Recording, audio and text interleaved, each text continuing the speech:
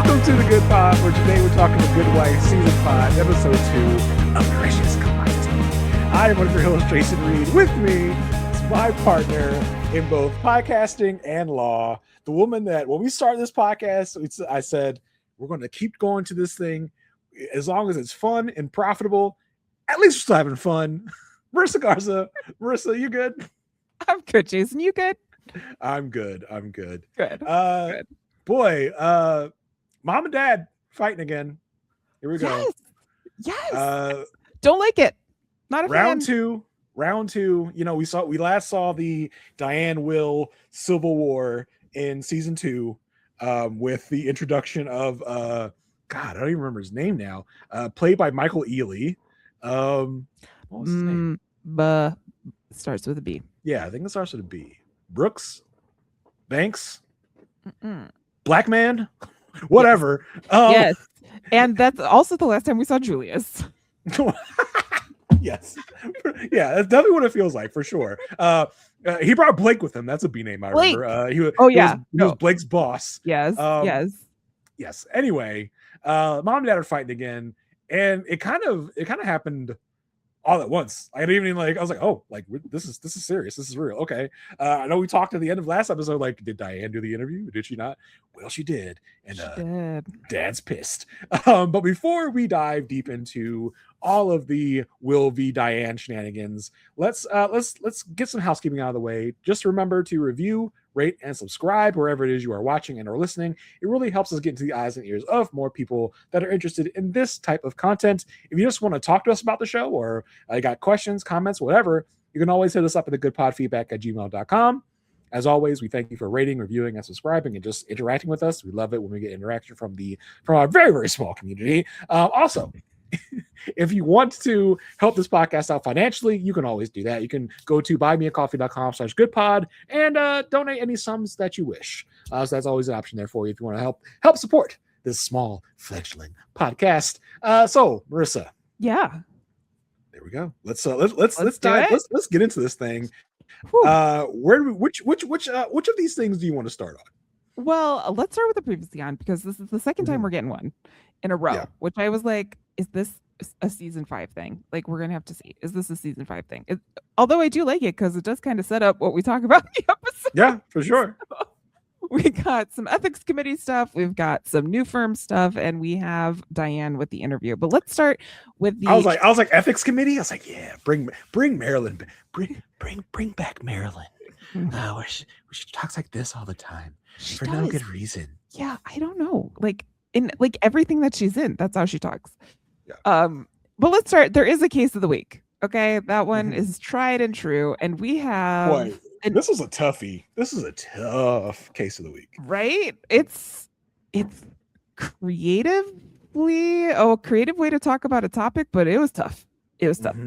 So we are introduced to a family, mainly just the mom. The dad really doesn't talk this entire time at all. But the mom is Kathy. Her name is Kathy, and she is known to me forever and always as Donna Moss. Janel Moloney, love her. So happy to see her. I literally screamed Donna when I saw her. I got into a lot of trouble when I came on to the pre-show and said, I don't know, Marissa, there's not a lot of guest stars in this episode. She's like, are you serious? Because I've never watched The West Wing, so I have no idea who Donna West is or whatever. So she's like, Donna Moss. Sorry. Moss grows in the West. Or maybe it doesn't. I don't know. Sure. It grows on some side of a tree for all the time. There's something there. But yeah. I got reprimanded for not knowing who Janel Moloney was. Well, and this was like post West Wing, so it's kind of cool that she had some time here on The Good Wife. She's playing a mom who is using a surrogate to have a child. And the surrogate's name is Tara. She is a college student. She's happy-go-lucky, so excited to be able to like eat a lot of food and have a baby for some rich people. But everyone's being called to Kathy's house because the doctor has some news to share. And he says, hey, I know like everything was going well, but we got a test back and it does confirm Patau syndrome, which is a chromosomal syndrome, which means that after the baby is born, it's only going to survive for a little while after birth. So the recommendation here is to terminate the pregnancy. And Tara's like, I can feel him kicking. I can feel him kicking. Like, it's not, I'm so sorry, but I can feel him kicking. And they're like, don't worry, you're part of the family. We'll pay for everything. We've got you in this, but this is what we want to do. Tara, you're family now. Yeah, that's what they said. Unless you go against us. They don't say that, but later it's like, unless you decide something we don't want, then you're otherwise you're family. Yeah. So then Kathy calls Alicia and says, hey, Tara never showed up at the abortion clinic. And so Alicia goes to talk to Tara at her dorm. Mm-hmm. Her dorm room. I think they have like one dorm room set that they just kind of like reupholster. And she's still saying like, I can feel him kicking. There's a 15% chance. And there was like, my mom said there was a 10% chance I'd get to DePaul. And like, here I am. So like a 15% chance for this baby is like so much better. And Alicia's like, yeah, but it's not your baby. Mm-hmm. It's like not your baby. And during the course of this conversation, Alicia is reminded that she was hired to represent the surrogate's interest in this situation. Right. So she's hired by the family, but she's hired by the family to represent the other side. Yes. So, and that gets a little tricky later on of like, okay, like, but I'm supposed to be fighting for Tara and what Tara wants, but that's in direct like correlation of what that family actually wants. So it's like, okay, so, but we're paying you to fight us. That doesn't make sense. I mean, it's good legal CYA, right? It's good legal practice, but it did get a little complicated here in this case.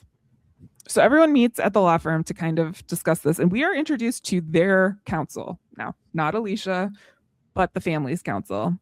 And this is a little bit of an Elsbethian crossover, precursor, origin story for like one episode of Elsbeth. Well, to be fair, Carter was on 3 episodes of Elsbeth. Okay. And it's wild because this is our first introduction to Carter Schmidt, played by Christian Borle. If you ever watched the show Smash, a long time ago, he was like one of the stars of Smash. He's here playing Christian Borle. No, he's playing Carter Schmidt. And so when we're watching Elsbeth, for those that aren't getting into the Elsbeth of it all, which as we all know is a spinoff of The Good Wife that features Elsbeth. We were like, okay, we're like aching. We're like really fiending for some crossover, right? Like, give me a Good Wife character to go on Elsbeth to show me that these universes are connected. And so we're waiting. And it's not until season 2. In the first episode, we get a name tease. Our first in-person representative that is a crossover is this guy, Carter Schmidt, who will be in 5 episodes total of this series and 3 of The Good Fight, the continuation series. So, I'm not spoiling anything to tell you. Carter Schmidt is just not that big of a deal in the Good Wife universe. So when it's like, oh my God, guys, there's going to be a crossover character. And then when we go, this guy is the crossover? That's who you chose? Come on, guys. So it's an interesting moment here. Of like in the past, we're like, okay, this is the first introduction of this guy who's going to cross over. But a little underwhelming on the Elsbeth side. You'd be like, oh, this is it, okay. But Carter's here, and he did okay. He did fine. He did okay. He did. I mean, he did represent his client well. He did not give up the fight. A little less shady than he's shown in Elsbeth. Yeah. Like when he gets to Elsbeth, he's a little kind of shady. Yes, for sure. So he's bringing up the fact that this is a contractual agreement, and in the contract there is a clause about terminating the pregnancy if there were to be any complications or birth defects or anything that would affect the baby in any way like that. And Tara's still like, yeah, no, I can feel him kicking, like I'm not gonna give this up. And Kathy, like, I really have to hand it, although I am biased because of the West Wing, but Janel Moloney does a really good job of like being a mom in this situation. She's like, you are hurting us. Like, this is not what I was going to pay for everything. We were family 2 seconds ago. And now it's like, you're stabbing me in the heart. And so we'll see that continue throughout the story here. But Alicia and what's his face? Carter have a conversation outside away from everyone else that basically is saying that the contract is now over. because of everything that's going on. And Carter's like, listen, this baby is the genetic material of two people that I represent. And Alicia's like, yeah, cool, but it's inside the body of the client that I represent. And he's like, well, you don't represent her anymore because we're firing you. I mean, that's just it kind of defeats the purpose of hiring someone to represent the surrogate when you can just fire them for representing the surrogate. So it's like, okay, well, that doesn't really mean anything because we're still paying you, so we still could decide whether or not you defend this person. So it's just like, all right, and basically Carter tells her like, yeah, so we're suing Tara for $500,000, which Tara does not have. So basically kind of trying to force Tara's hand, like, all right, you can go through with this, but you will be broke. We will take every dollar you ever make until our pockets are refreshed. So if that's what you want to do, you can go ahead and keep going with this course. But if you keep going with this course, we're going to, like, I think he calls it economic devastation. Yes. Like, yeah. So it's like, we're going to, like, one way or the other, we're going to get our pound of flesh in this way. Yeah. And so now Alicia has a decision. She's like, okay, well, I guess I'll take this on pro bono, but you got to go get those pro bonos approved. So she heads on over to good old mom and dad's office, Will and Diane's office, and we can see that they are fighting, which we will talk about later, but it's definitely something that she can't necessarily talk to them about. Later in the episode when Alicia is talking to Tara, okay, like, hey, cool, this is our plan now. This is what we're going to do. David, again, is at the window knocking at the door. And I'm like, what is this going to be about? Is it about Veronica again? Like, what the heck is going on? David, like a sniveling weasel, just waiting to be let into the hen house. I'm just like, yeah. Are you okay, David? Like, he has money signs in his eyes. So something's up with David. Yeah. And this is okay. As much as I hate the character of David Lee, I have to love to hate him because it's just so much fun. He comes in like, I am coach first sharing this with you, and goes up to Tara. It goes, I'm in awe. I'm just in awe of your courage. Like, this is amazing. I'm just like so concerned. I'm so happy to help you. Meanwhile, Alicia has the most confused look on her face that she's ever had. Like, why? What's going on? She has no idea why David is butting in on this. In the moment, she'll find out later. But she's like, why is this happening? What? So, a very great performance facially by Juliana Margulies. Yes. And I'm throwing this in here because I really didn't have anywhere else to put it, but I think we should talk about what David Lee does next after the scene. Is he goes and he asks Kalinda, like, hey, I want to ask you to do something for me, but you're still working for the fourth years, so forget it. And then he turns to a, like, I don't know, not Robin. It's stand-in. It's not Robin for sure. It's just like jeans, a striped shirt, and Converse. So therefore and blonde hair. So we are supposed to think it's Robin, but for sure is not the actress who's playing Robin. I'm so glad you clocked that like I did, because I was like, what is happening here? Because it was like, I don't even know if it was an actress. It might have been a male PA that they like threw a blonde wig on. It's just like, all right, you're Robin for this like 2 seconds of us. Like, were they not able to get the actress there? No, what I think it is because it's an extra day on the set. It's an extra day on set, so it costs money. So. Yeah, so that makes like sense. With everything with the like, Archie Punjabi and Juliana Margulies cannot be in the same room, the same area at the same time. Yeah. I think they had to do some creative scheduling to get the scene done. That was hilarious. I was like, okay. And Robin was not in the last episode. And in this moment, I was like, is Robin not going to show back up anymore? Is Robin just going to be a convenient behind the back character now? Can we not afford her anymore? But then she shows up later in the episode. So I was just like, okay, that was weird. It was so odd. It was just very like, huh? And I know it's something I can see with 2026 eyes and probably wouldn't have seen with 2014 eyes or 2013 eyes, wherever we are in the time space continuum. But yeah, I was like, what? Oh, look, there's Robin's back. Let me go talk to Robin. Talk to this person. Well, back to the case. Woman in kooky clothes must be Robin. Does not fit in the law office must be Robin. Yeah, for sure. Back in the court case on the stand, we have Tara's OBGYN. She looked familiar to me, so we looked her up because I couldn't place her. And this is the one and only Karen Pittman, who I know from Morning Show, gave a stellar performance in the last season. Highly, highly, highly recommend. But thank you to Jason for doing that work, for putting my mind at ease, because it was definitely like an open loop that was going.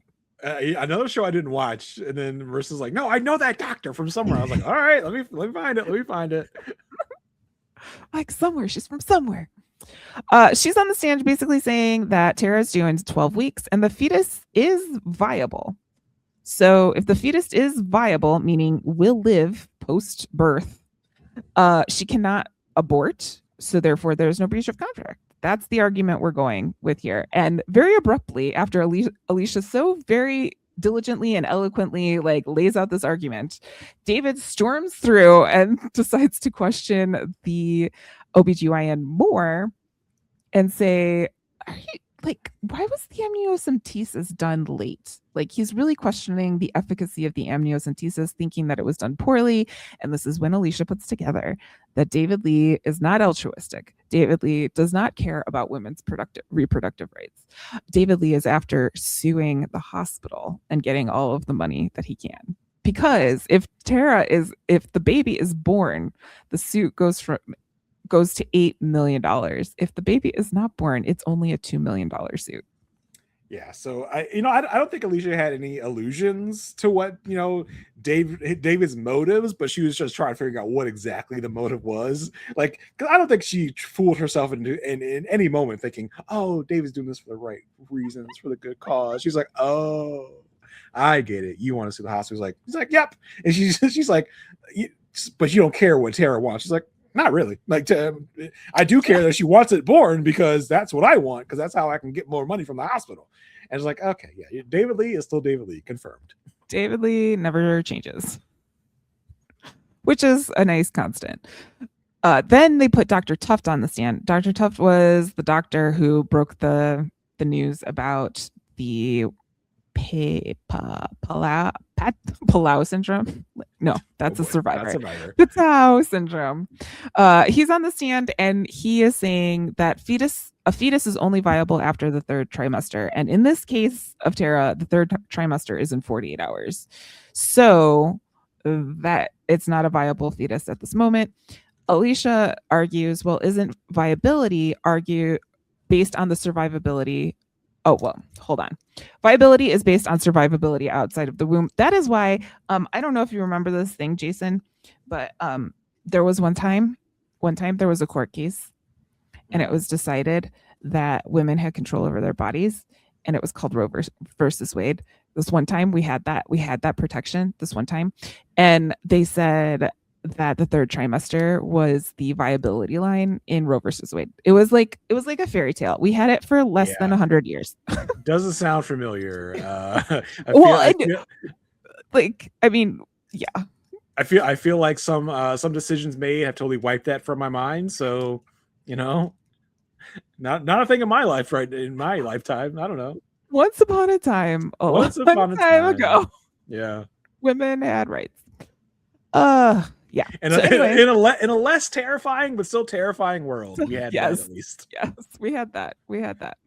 At this point, David is pushing again for questioning, because he's saying, like, basically, you want this to be settled because you want to avoid malpractice. That's why you're saying third trimester.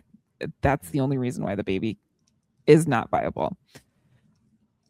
The judge basically has like a King Solomon's choice here, right? He's like, there's conflicting testimony. I can't really split on this one, so I have no choice but to side with the then wise Supreme Court and Roe versus Wade, which existed in this timeline. And I have to really split the decision. You don't want to say split the baby, because that'd be a little gauche in this in this instance. Yeah, like, for the next 40 hours, this baby is not viable, and the prosecution's like, cool. Like, let's get on that then. Let's get moving. And Alicia's like, we don't have any witnesses till Friday. And the judge is like, listen, you're going to have to make that happen. Mm-hmm. So they put Kathy on the stand. And Kathy says that her and her husband insisted on a termination clause, as in termination of the baby, not termination of the contract, mm-hmm. but a termination clause in there based on their previous experience with their son Caleb. So they had given birth previously, and Caleb only lived for 6 months outside of the womb because of heart defects, and he had surgeries. And she was like, I don't want to deal with this again. And she says on the stand, like, I wish I were the one who was pregnant, but I'm not. But at the end of the day, this is not her decision. It's my decision. I'm the mother. It's a really tough case because right after that, Alicia questions Kathy and says, okay, but like, you believe in pro-choice, right? Like, you believe that you have autonomy over your own body. And she says, yes, but this is different because it is Tara's body, but she decided to subject her body to my needs and signed a contract to it. And so it is not her choice. It's a harsh reality, like, to say something like that, but that is kind of the issue here. And then Alicia kind of like throws it back at her. Yeah. Like, so you would drag Tara to a clinic and have this baby forcibly removed, which gives such a vivid picture, I think, and that was probably Alicia's aim. And it looks like it hits Kathy like at the target, because that's like, just picture that, right? Like, you are dragging this woman into a hospital room and forcibly removing something from her body. Like, Kathy, you just talked about, you think you should have control over your body. That's you going opposite of this. But I understand Kathy's side as well, because it's just like, you don't want to, number one, bring a baby into this world to suffer. And also going through your own heartbreak in that way of having this baby out here that is not going to survive, and going through that heartbreak. So it's a really tricky case, because you can really understand both sides. Yeah, and I thought it was an interesting way for the show to bring up the topic of abortion, because it's definitely like a nobody wins type of answer here. Yeah. Like, not that anyone really does win in an abortion, except for the woman who might get her life back, but depending on the situation. But it just was a really interesting way to present this issue. Yep. So the judge comes back and he says, I just want to say exactly what the judge said, just in case anyone missed it while they were watching the show or forgot about it because they haven't rewatched the show in a while. The judge rules that the control of one's body is absolute, and we cannot contract around it. Just one more time. The control of one's body is absolute, and we cannot contract around it. Great language. Just that should be printed on, t-shirts, banners. Yeah. Whatever you got. Yeah. So this is a win for Alicia and Tara and David. Yeah. And it is very short-lived because the prosecution, our good friend Carter, is like, hey, okay, so we're going to sue for brief of contract. And Alicia's like, wait, what? We just did that. Like, I don't know what we're doing that for. It's like, well, there's another of like other infractions that we could talk about. And Alicia's like, well, if you want to put forth another suit, you could do that. And the judge is like, no, we're not having that. We're going to hear that now. It's like, we're already here. Might as well. For, what did he say? Judicial efficiency. We're going to have this done. So they put Tara on the stand, and Tara, I have to say, this actress did do a good job being a college student. She's like, yes, I read the contract. Like, yeah. And in the contract, she did agree to not participate in any risky or unprotected sexual experiences, basically. Like, she's, for the course of the pregnancy, she would keep things under control. And then the next question is, how many sexual partners did you have? And she's like, 4. And then, but I mean, I think that's okay as long as all 4 used a condom. Yes. But then the prosecution brings up a possible threesome situation, and Alicia's like, whoa, this is character defamation. Like, what's going on here? But they did get the guy to come on the stand and basically say what happened. And in the end, there was no protection used. It was funny though, because there was an outburst from Tara during this. Like, I haven't even seen you in a year. Like, what are you doing? It was such a college student like reaction to the situation. They didn't really answer the question of did it happen or didn't it? I would. Yeah. I guess I would probably side with it did happen. I don't know. I'm assuming it happened because of her. She put like her head down when he like. Yeah, I mean, Tara is not exactly the most forthright plaintiff we've ever seen. So I don't know. I think she would lie to definitely get what she wanted. I don't know. The way this came out was funny, right? Because it's like the guy telling the story, he's like, yeah, me and Tara were at a bar, we saw a guy and she wanted to invite him back to the place, and he's like, okay, yep. And then what happened? He's like, we double. And it stops. It's like, oh, okay, too much TMI. But he does confirm no one used protection. So no one used protection. That's the biggest thing. It's not the fact that you had two partners at the same time, because if it was just two partners at the same time, like, all right, what's the difference? Whether you space them out or does it at the same time, what's the difference? But I think the big bugaboo here was no condoms. Yes. Yeah. Which opens Tara, opens the baby up to all sorts of risk of infection, stuff like that. Like, it definitely could, we don't know. I mean, it's a chromosomal thing, but it could have been another birth defect or something else that could have affected the baby or the environment that the baby's in, for sure. After this, I will connect this to another storyline, but I did want to talk about David Lee in this scene. Peter comes to the court office. The court comes to court to tell Alicia, like, hey, I got us a suite for the vow renewal, and she's like, what? Okay, fine. For reasons we will discuss later. Yes. But David Lee is all like, hey. I didn't realize that Peter and David Lee had never met. I was like, oh, okay, yeah, that kind of makes sense. I've never seen them in the same scene. He's like, man, he's like, Governor Florig, David Lee, one of your wife's most treasured coworkers, like just a sniveling suck up, like you knew David Lee would be. You know who he reminds me of? Randall from Recess. Well, that too. But I was thinking Monsters Inc. Did I see Monsters Inc? I probably did, but I don't remember what he was. But Randall from Recess is the best comparison, because our minds are almost mind melded. I was like, oh my gosh, you had the same reference I did.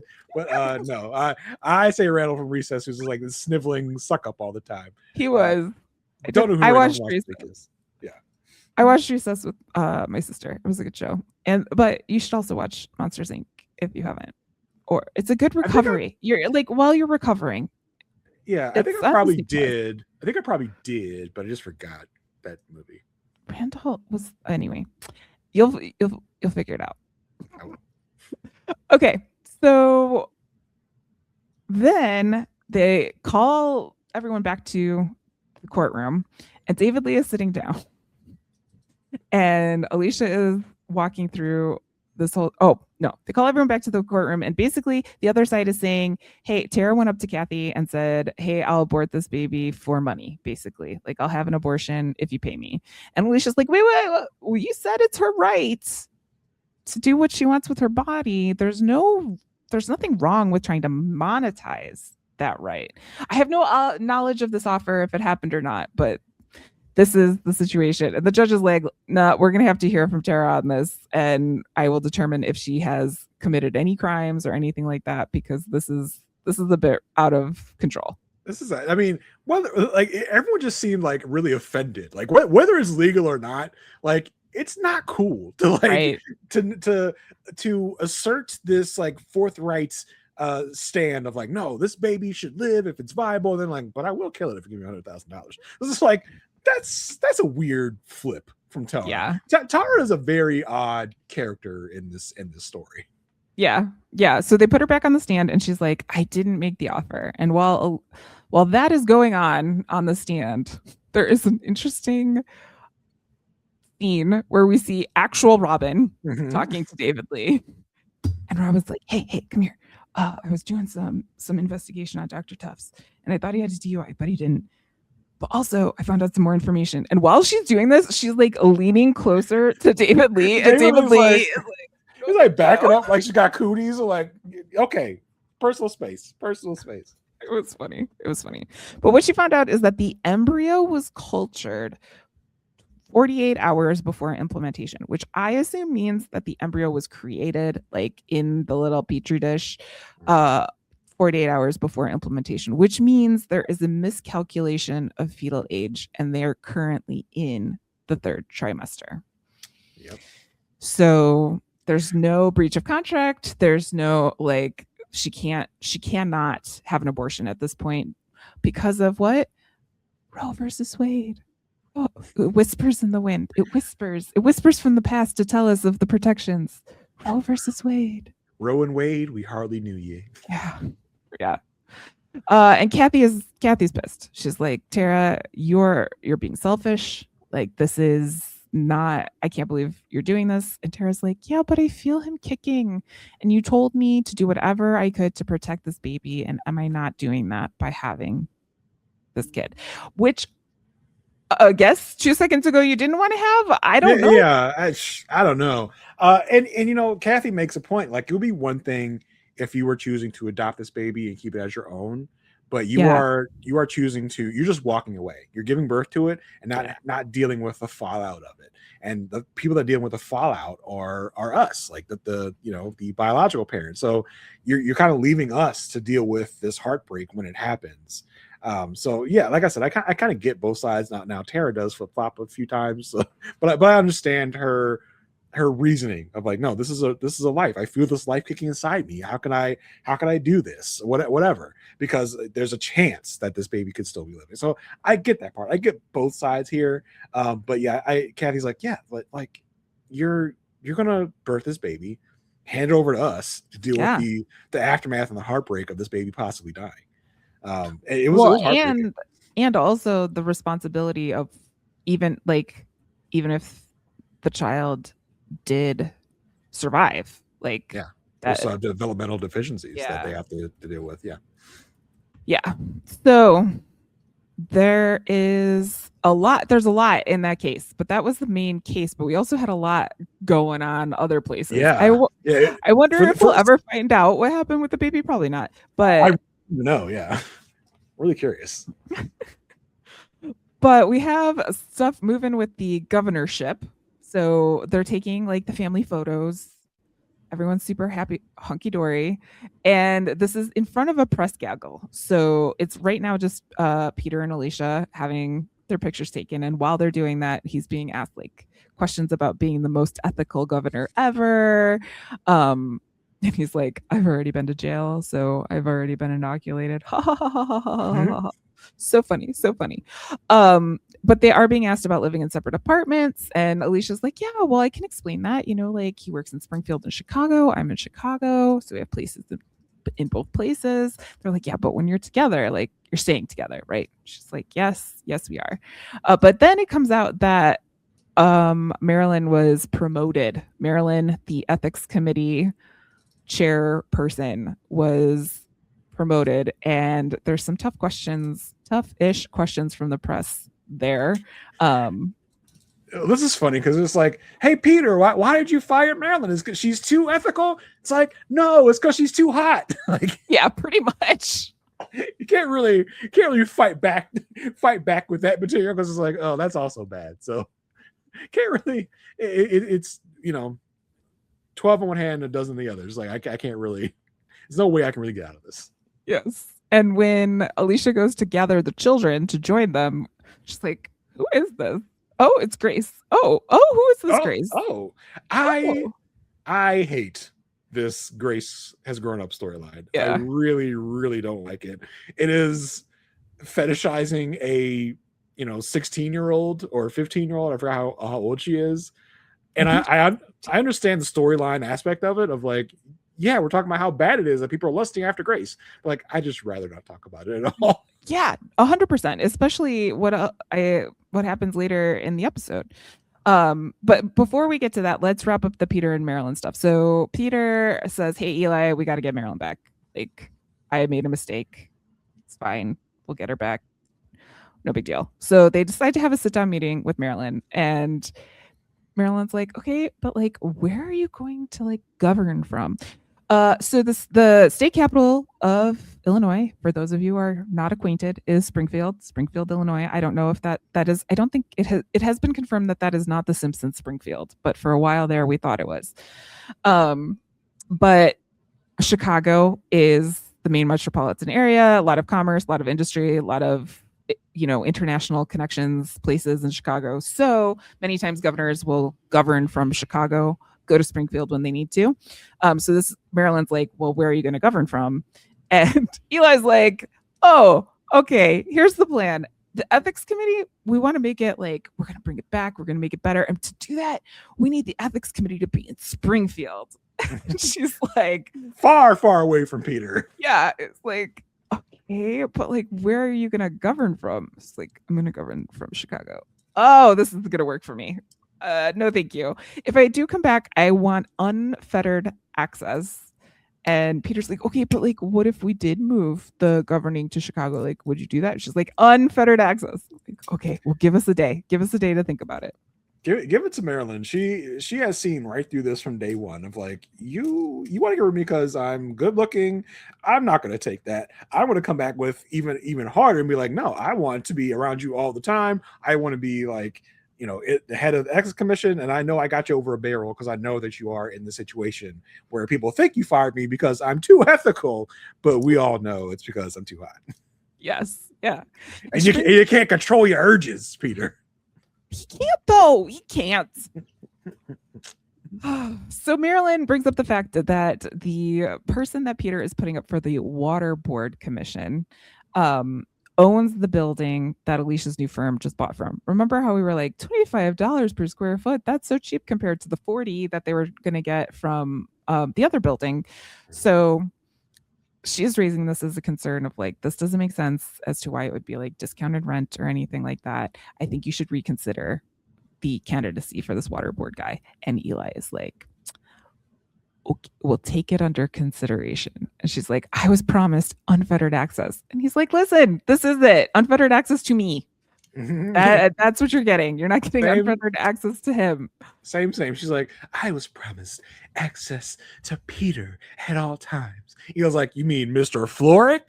Like, Marilyn, careful, you're getting a little too familiar. He's not Peter. He's Governor Floric or Mr. Floric, however you want to say it. Yeah. So then Peter, I guess, has Marilyn in his office to talk about this issue with the water board. And he's like, well, I don't want to like put someone second rate in the position. So, that's why I'm not considering it. And she's like, yeah, but like a conflict of interest is the interest of the law. Second rate is a matter of opinion. He's like, yeah, okay, whatever. But it's like Hemingway or Dan Brown. Like he moves like into like first date question territory, and I'm like, ew, just ew, no. And he thinks he ate with it. He thinks he killed. He's like Hemingway or Dan Brown, Marilyn. What do you think? And she's like, I don't know who Dan Brown is. And he's like, oh yeah, just trust me. Dan Brown's a hack, and Hemingway's Hemingway. She's like, oh, okay. I guess I have to go read that book. Like, don't read it just for me. Like, don't read it. Like, I've seen the Tom Hanks movie, but I haven't read the book. He's like, oh, trust me, you'll get a lot out of reading the book. And Marilyn like leaves, right? Like they have this little flirty back and forth. She leaves, and he looks at her like, and this is where he runs over to the courthouse to go like talk to Alicia. Like, Alicia, we need to go to Hawaii now. Like, she's like, I thought we could wait till after the inauguration. He's like, it's gonna be just as busy then. We gotta do it now. I need to reaffirm these vows. So maybe that'll just get me like to really think about this, because right now I'm having bad thoughts, Alicia. I'm having bad thoughts. Maybe a nice, trip to Hawaii where we like bang a lot will like really get me out of this trance I got. Because maybe like we could try a role play, and one of the role plays could be that you're head of the ethics commission, and you whisper like this to me all the time. Okay, you got it, Alicia. You got it. Like, because I'm in a bind right now. Like the way it's so transparent. Just like, oh, Peter. Like, I try. Like, and she's like, "What are you doing here? Like, why are you here?" It's like, "Oh my god, I just couldn't wait." And I thought I could just slip over, but I am the governor-elect now, so I have to bring all of this security, and it has to be like a public thing that I came over to you to say I want to renew our vows. Like I have to get this in the public. Stop me from making moves on Maryland. Everybody wants to talk to me because I am the governor elect. But it was like I try to defend Peter where I can. You can't though. I can't defend this. No. And listen, I mostly defend Peter because you are so anti-Peter. Always let it be known I'm anti-Peter, but I try to just counterpoint to your arguments, but I can't hear. I cannot at all because this was such a transparent move. Like I am thinking a lot about Maryland. I'm thinking about all the stuff I want to do. So I need something to take my mind off of that. So I need to remind myself that I am vowed to you. And to do that, we need to go to Hawaii to renew our vows, to help me get over this Maryland thing. It's so sad. It's so sad. So sad. So sad. And also, as a trained TV watcher, a little foreshadowy, I'm assuming, because things are not looking great. He's not really, sticking to the program.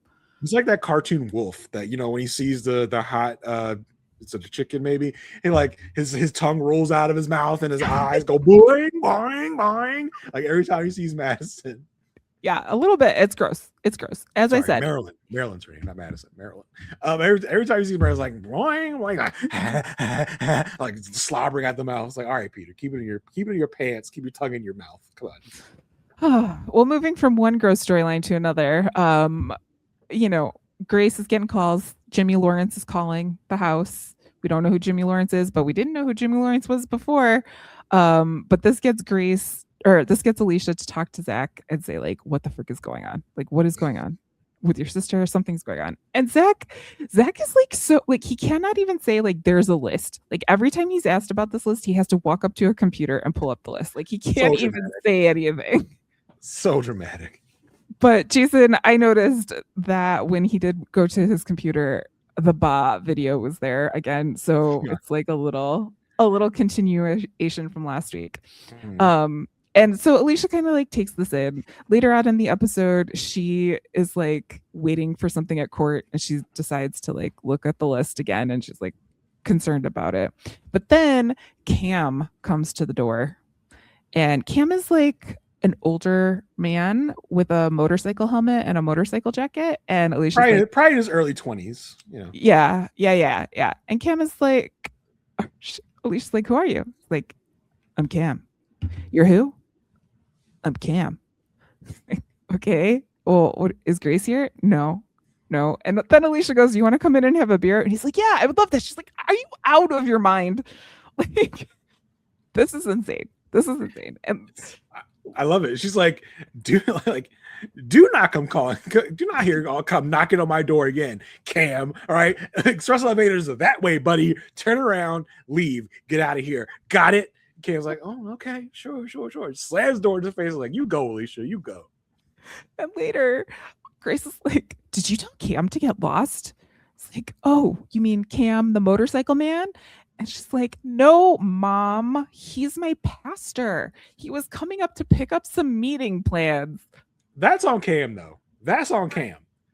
Because Cam should have known that. Yes.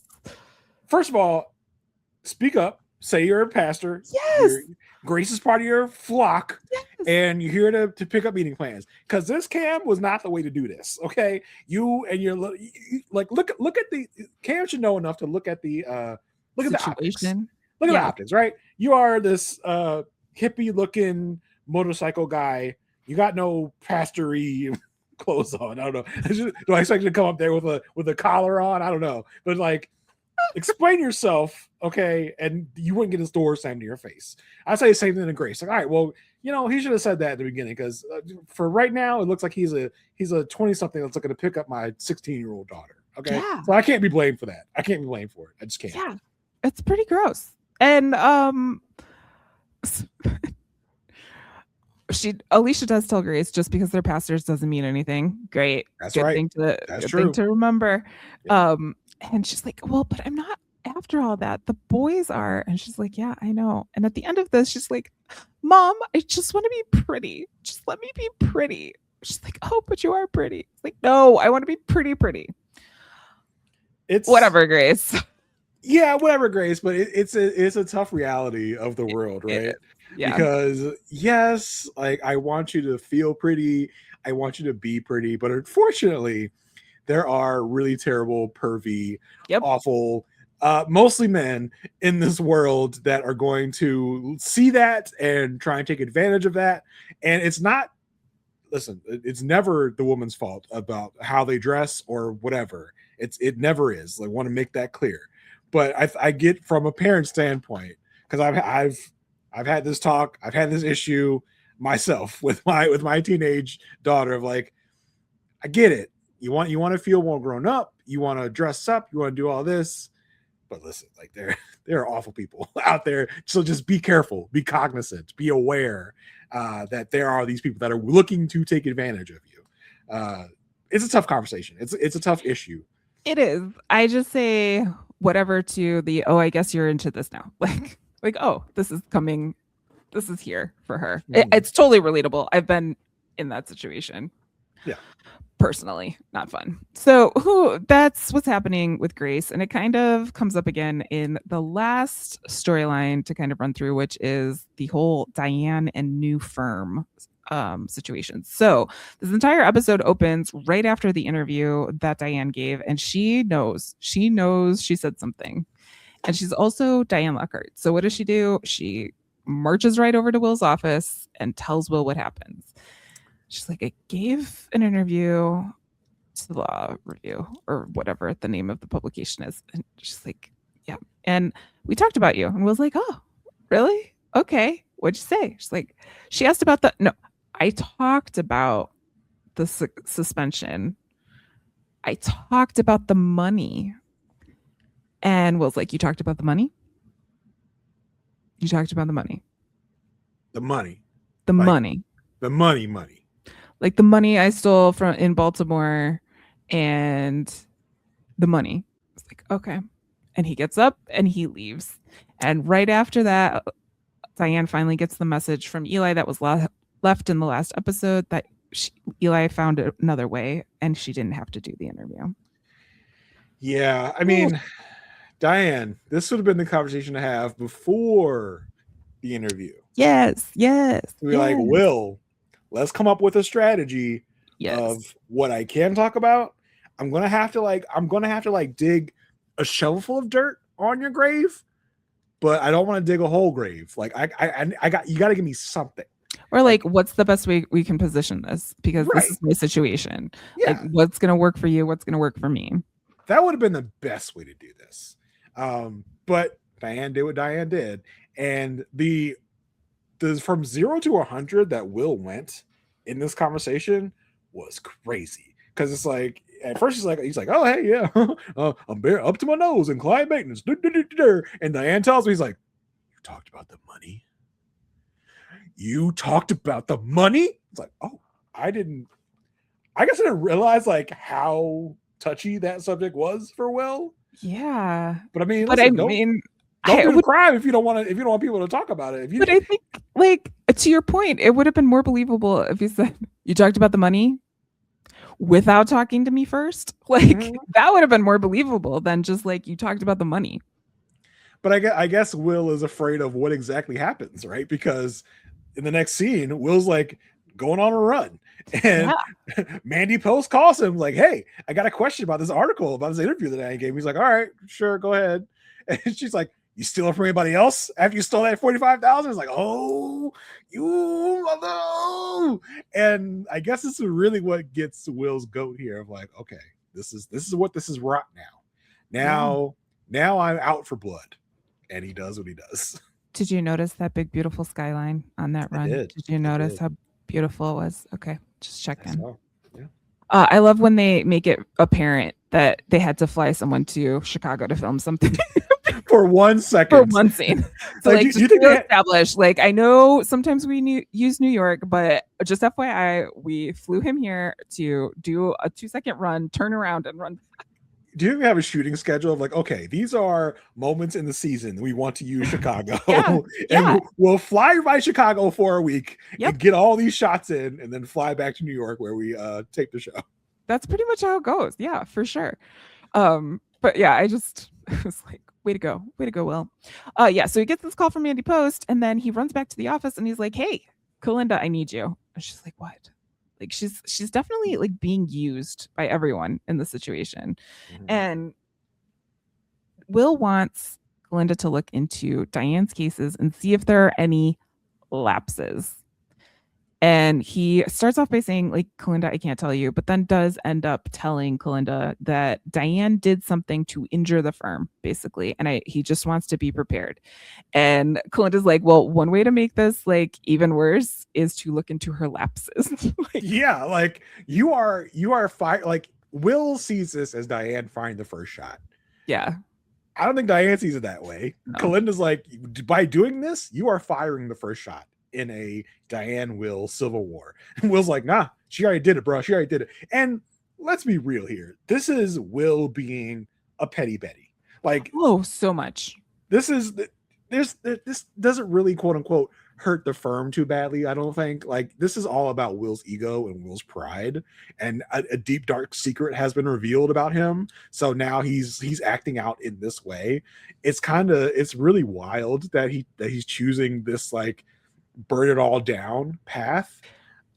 As much as I love it, Will, I do not like the side of Will. Like, because also this like goes from this, like, Kalinda, I need you to look into something. Okay, I just want to be prepared. I want to have something. To, hey, Alicia, I need you for a super secret quorum on the 16th floor. And it's all of the other partners talking about kicking Diane out and forcing her out. And David Lee says Diane's just only out for herself. Like, we can't really trust her. And it's just like, well, what did Will say to them? Like, did Will say that she talked about the money? Like, how much of this did they say? But everyone seems to agree that Diane needs to leave. But we already saw in season 2 that we don't need a whole lot of that's jostling true. to get everybody out for blood and ready to excommunicate someone, if that means that they can line their pockets with with Diane's clients, so with the money that Diane will be leaving on the table. It doesn't take much to get everybody bloodthirsty for someone else's hide. Yeah, that's true. No loyalty at all. If Diane had come to them doing the same thing about Will, it would have been the same thing. Yeah. We'd be like, all right, cool. Will's out, fine, let's do it. So like, yeah, I don't think there's much jostling that it takes to get them to turn on someone. So they decide to put together a committee to negotiate the exit package. And first they have a vote to see if they should do that. And I loved this scene only for the reason that Howard's like, who's taking notes? And David says, don't worry, all we have to do is count. And then he very explicitly like points at the screen and counts. So it's like 8-7. So they go ahead and say that they're gonna negotiate. But it should be noted that Will raised his hand and Alicia did not. And Alicia, who is being pulled into this at the last minute, has no idea what's happening. She's walking into this like, wait, what? Like we're getting Diane out? Why? What's going on? And it's like, and as they're taking this vote, and Will, they're like, all right, like I'm counting, and it's like, all right, we might have a tie. And Will like timidly puts his hand up of like, I choose to backstab Diane. And Alicia's like, Will, you're voting to get Diane out? And it's like, oh my God, this is crazy. Alicia's just like thrown into a tailspin. So I really, really loved it. And shouts out to our guy, Jerry Adler, aka Howard. He's back in the mix. Big ups to the big man up top. Sorry for bringing you back up and killing you a while ago. That one time. That one time. So yeah, Howard and David are like go back and forth of like, all right, yeah, we're gonna get her money, we're gonna get low baller on the offer to get her out of here. These two are freaking frack with it's like blood in the water. Like, yeah, for sure. Oh, there's money. Oh, okay. It's like, who woke up Howard from his napping in his office to get him to come do this? Well, and Howard's like, I appoint myself. And David Lee's like, you can't appoint yourself. So I appoint you. Okay, great. Oh, God. And then David's like, and I also appoint Will. And Will says, I appoint Alicia. We need someone who didn't vote for this to be on it. And Alicia's no, like, don't put me in no, it. Thank you. Do not put me in this. He's like, you're in it, girl.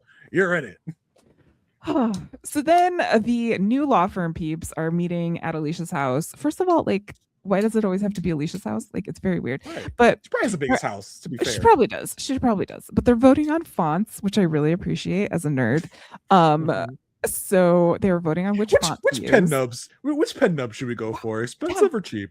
Yeah, but hey, font choice is a big choice. Like, if you are listening in the audience and you agree with me, please do let me know, because I love talking about fonts. But anyway, okay, so we have everyone sitting in the living room, right? And Grace walks through the living room, and Cary Agos eyes Grace, and it gave me the heebie-jeebies. I threw up in my mouth a little bit. I couldn't handle it, and then it was like, Cary. It gave me the creep shivers. It gave me the creep shivers. It was like, oh no, not Cary, not Cary. See, this is why I hate this. It makes everybody look terrible and pervy. Cary. Alicia is like playing the good hostess, serving some snacks, and then the rumor about Diane being kicked out comes up, and Alicia's like, I can't really tell you. Like, but everyone's like, but it would be a great opportunity to poach some clients. And so new Cary comes up with this, like, okay, don't sit down. If you sit down by the time I get to 10, then the rumor is not true. But if you stay standing, then the rumor is true. And she does not sit down. She's like, but you cannot read anything into this. Yeah, Alicia's in between a rock and a hard place, because she's not really allowed to, divulge this information, because she's, as she said a couple episodes ago, like, I still have a fiduciary responsibility to make to make sure that Lockhart Gardner is profitable. And if I tell you guys she's leaving and you're trying to poach her clients, then that's not what I'm doing. Yeah. Then we get a scene where mom and dad are really fighting, like really, really fighting. Diane's like, is this what you want to do? You want to end it this way? And Will's like, you ended it. Go be a judge. We have work to do. Just so hard to watch. I was surprised we came into the middle of that. Like, I kind of wanted to see like how Will broke the news of like, all right, girl, you're out because you betrayed me specifically. Yeah. Then we get a scene of the partners, mainly men, I would note, in the situation, discussing abortion as a whole on the 16th floor. It was definitely cringy, but we did learn about Howard and his affair with Sid Charisse and a possible baby. Like, no, a rocket that looked like Sid Charisse. Oh yeah, that's right. He's like, I took her up to Canada. Bruh. And it's like, I think it touches greatly on probably what these conversations actually look like in these, like, seedy places of just like these men that just like have no respect for women and their autonomy. Like, this is how they talk about this. It's like, so bad. It's so bad. David Lee does come in with the information that Robin, in quotation marks, found for him, which was Jonas Stern's exit package. It's like, hey, this is what we should model things after. And Howard's like, that was a lot of money. It's like, yeah, but the firm was in a better shape than it is now, so we don't have to do exactly this. So they also say Jonas was a founding partner. It's like, Diane was a founding partner. And Alicia's like, what has she done? Like, what is going on? And Will's like, we got to keep this good because we got to keep the clients. Like, we can't lowball her. We can't treat her bad during this situation. We have to keep her happy so that we can keep her clients. Yep. So they bring this offer to Diane in Diane's office. And Diane's like, no, I reject this. And don't even try to tell me that this isn't about my clients, because I've heard that associates are calling to pick off some of my clients. And Alicia's like, Alicia's like shielding her face, like, yeah, that wasn't them. It was us. It was me. It was my people actually doing that. Because Will's like, that's ridiculous. You're being paranoid. It's like, right. Mm-hmm. Yeah. Alicia's trying to keep her head down. I'm like, yep.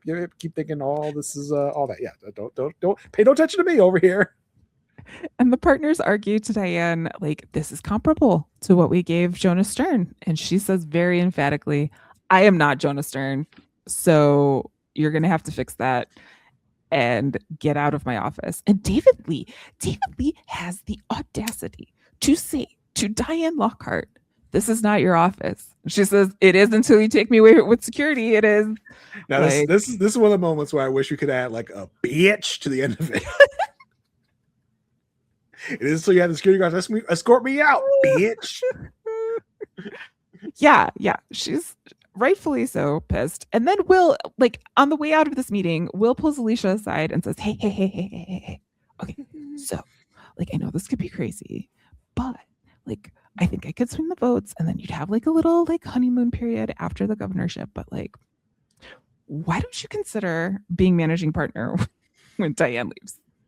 It's just like, it's like there's the heat on Alicia's like, like she's like pulling her car, like, oh my god, like there's so much pulling me apart right now. Oh my god, this is not what I needed in this moment. Another decision.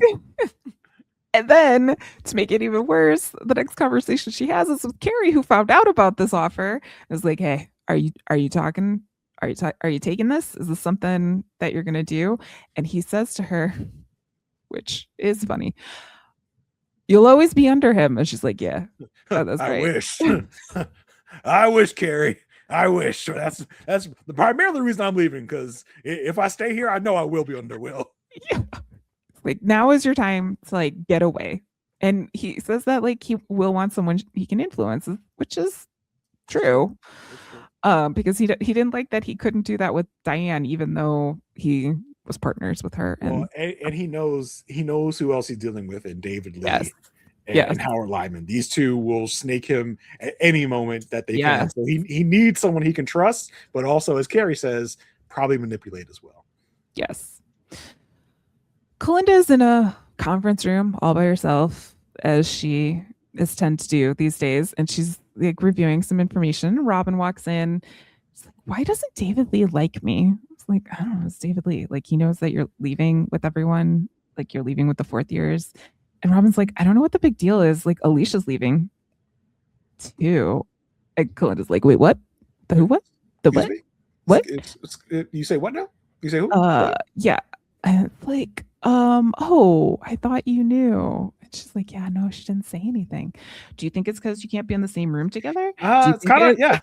Unless you're going to have a phone conversation about it, there's really no other way to depart this information other than third hand from Robin over here. And I guess it's something I never thought about, which is like, yeah, Kalinda doesn't know that Alicia is part. Because I mean, last episode she talked to Cary about August and Associates. I was like, oh yeah, Kalinda doesn't know. And if we are to believe that in this world, Kalinda and Alicia are supposedly friends, then you would think Alicia would have told Kalinda, but for whatever reason, Alicia kept that to herself because, you know, the firm can't hire Kalinda, so she has to keep it a secret from Kalinda. So I was like, oh yeah, she doesn't know. And it was mostly because like Robin comes in, she's like, David Lee doesn't like you anymore. Like, what's up? She's like, he thinks I'm doing what you're doing, which is leaving with the firm. Yeah. And like that's when she drops the Alicia bomb, and Kalinda's like, oh, you say what now? You say Alicia's leaving too? Kalinda, who must feel like a fool because Kalinda's like the one on top of everything, and this slipped by her from her bestie. Yeah, she can't be in a room with. Well, not only it's her bestie. Cary lied to her. Like Cary didn't tell her. Like Will doesn't know. Like she also is being pulled in a lot of directions. And I can only imagine her asking herself, like, why am I here? Like, what is the point of this? If like, what's in it for me? There's nothing here. Will's the only person left I like to talk to. Diane's leaving, Alicia's leaving, Cary's leaving. Yeah. So they bring another offer to Diane, and David Lee's like, "This is the final offer, Diane." Diane goes, "Actually, it'll be the final offer when I accept it. Like, don't try any, bitch." And so Will kicks everyone out except for Alicia and wants to talk to Diane because he's like, this isn't about the money. It's about us. Alicia's like, can I stop being pulled into this, please? I'm like, damn. Like, why does everybody else get to leave and I gotta stay? Jesus. Yeah, because he's like, I'll need you to run a contract change or something like that. It's just like, can't anybody else do that? But Diane says, I put my whole life into this, like my whole life. And I would like to be appreciated. And Will's like, well, can't really negotiate appreciation. And she said, that's right. That's why you should do it with money. Bitch. And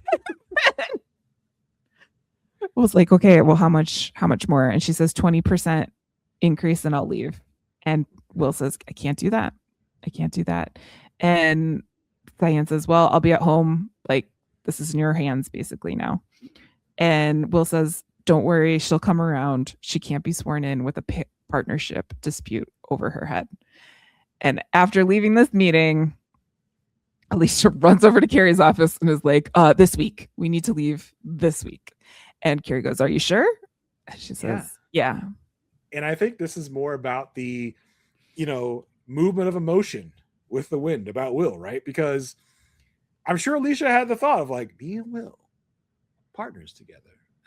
But like he exposed how he treats his partners to her. Right. So that made her be like, never mind. I'm going back with Cary because I'll just be another Diane in 10 to 20 years. Yeah. Yeah. So that's where we leave it in this episode. Lots happening. I'm assuming lots of will continue to happen. But we may never know what happened to the baby. Yes. I feel like we're just counting down. It's like ticking time bomb until the news is dropped that Alicia and Cary are leaving. Yeah. Like that's going to be monumental. And is that going to be something that reunites Diane and Will of like, oh crap, like we got a mutiny on our hands. Yeah. We gotta fix this. You gotta figure this out. You gotta come back because we can fix this. All of our associates are leaving, so we gotta do this together. Whatever. So maybe that's something. I don't know if Diane. But I don't know judgeship for that though. But I don't know if this is enough for Diane. That would be enough for Diane to overlook what is happening right now. Yeah, that's true. And she can't give up her judgeship unless she decides, all right, Will, I'll come back to help you. Patch the ship until I leave for my judgeship, right? But I think this is a slight that she can't get over easily. No, I think it's really painful. Yeah, because she was like, "This is how you want it to end." Like after everything that we've been through, and it's not like they haven't been through things. I would say even more dangerous or more damaging to the firm before. Well, I mean, they had this whole thing in season 2 with Michael Ealy. I want to. What's his name, Jason? I gotta know his name. It's gonna bug me. Michael Ealy. He was from Boston. Also, I think it's because there's too many B's, and then he wanted to go to Washington D.C. Michael Ealy, The Good Wife. And then Derek Bond. Okay, Bond with a B. That's what it was. Bond. Yeah. So I mean, they came through the Derek Bond stuff with basically being like, "Oh, Bond's trying to screw us all over. Let's get back together and fight against him." This is a little different because it's just like I think Diane would hear about this like mutiny and do one of her little laugh chuckles. I'm like, you wanted to get rid of me. Now you have no one there to help you. So good luck with David Lee and Howard Lyman. At your back, Will. It would actually be like, as much as I want them to get back to, like, Will would be out 4th years. He would be without Alicia. He would have no Diane. He would have David Lee and Howard. He would probably leave and create another firm all for himself. Kalinda, do you want to be managing partner? I mean, Kalinda could be a lawyer. Let's not. Kalinda would kill it as a partner. Sure. She'd probably be like, I don't know, it doesn't pay enough. I'm good over here. I'm good with what I got. She also would like have really good handle over operations because she's seen all the fraud that other companies do because she's had to find it. So do I get health benefits with a partnership there? Well, yeah, no kidding. So we shall see what happens with the great schism of Will and Diane at this moment. We've got stuff with the new firm, so lots going on. Stuff going on with the governorship. Peter's going to be Peter. Diane's going to be a judge soon. So we think. So we assume. As they say. Never know. You never know. Okay. Yeah. So that's the episode. Marissa, you You want to tell the good folks where they can find you and what you're up to now on the internet? Yeah. Good folks, you can always find me at itsmemarissag.com, where there are links to all of the things. If you are just listening to our Good Wife coverage here on the Good Pod, you can also listen to our Elsbeth coverage. If you're looking for videos of that, we do have separate playlists for each of those shows over on our YouTube page. Link there is again at itsmemarissag.com. There's also links to my other podcasts that I'm on, including Previous Little Liars over on the Whirlwind Podcast Network, where we are watching Pretty Little Liars, one previously on at a time.